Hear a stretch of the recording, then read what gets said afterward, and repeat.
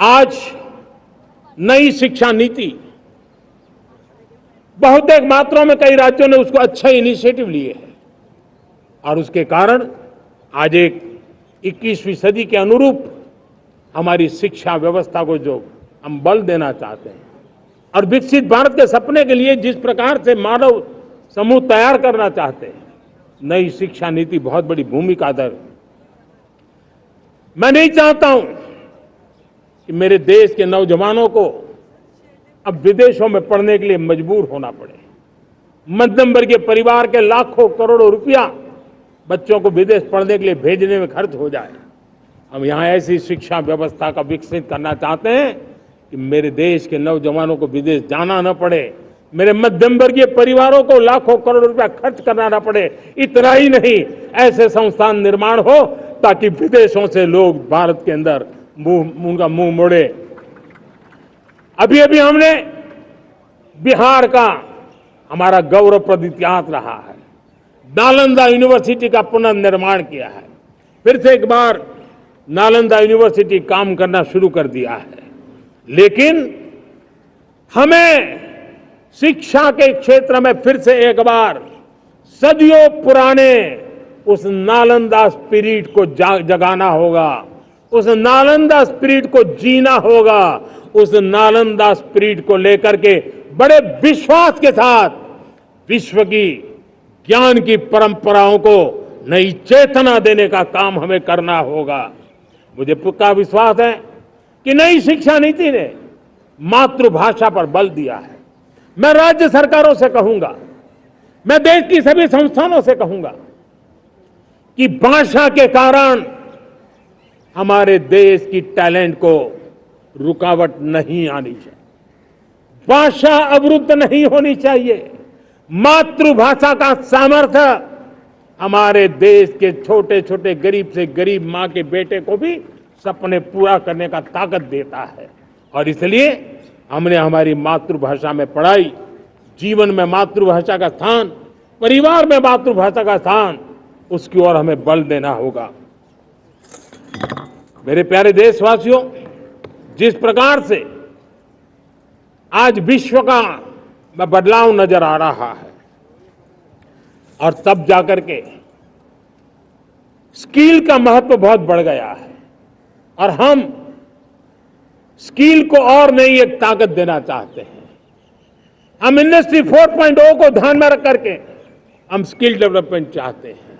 हम जीवन के हर क्षेत्र में, हम एग्रीकल्चर सेक्टर में भी कैपेसिटी बिल्डिंग करके करने के लिए स्किल डेवलपमेंट चाहते हैं।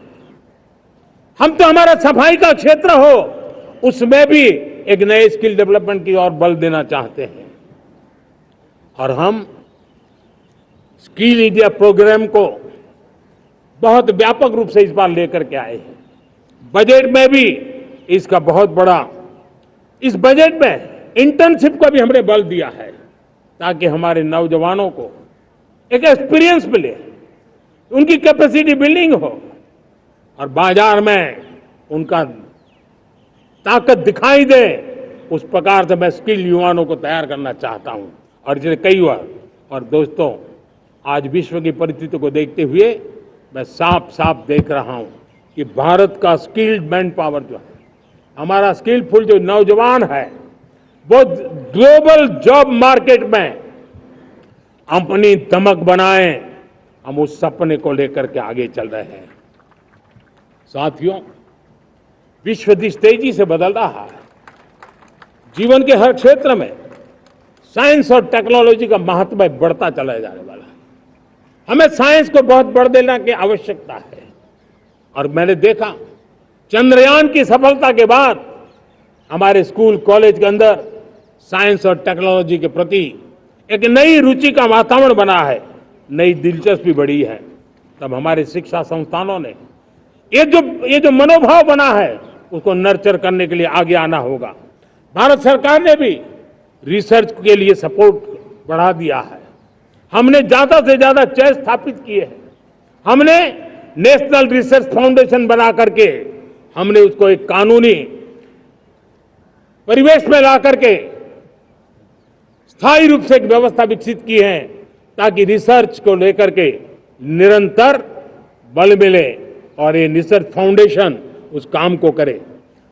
मेरे बड़े गर्व की बात है कि बजट में हमने 1,00,000 करोड़ रुपया रिसर्च और इनोवेशन के लिए हमने देने का निर्णय किया है, ताकि हमारे देश के नौजवान के पास जो आइडियाज है उस आइडियाज को हम जमीन पर उतार पाए। साथियों, आज भी हमारे देश में मेडिकल एजुकेशन के लिए हमारे बच्चे बाहर जा रहे हैं।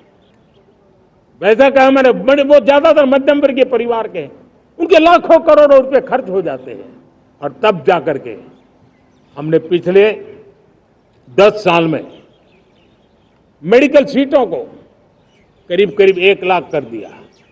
आज मैं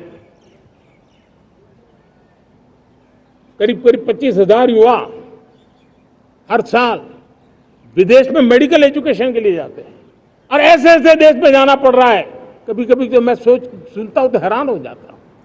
और इसलिए हमने तय किया है कि अगले 5 साल में मेडिकल लाइन में 75,000 नई सीटें बनाई जाएगी।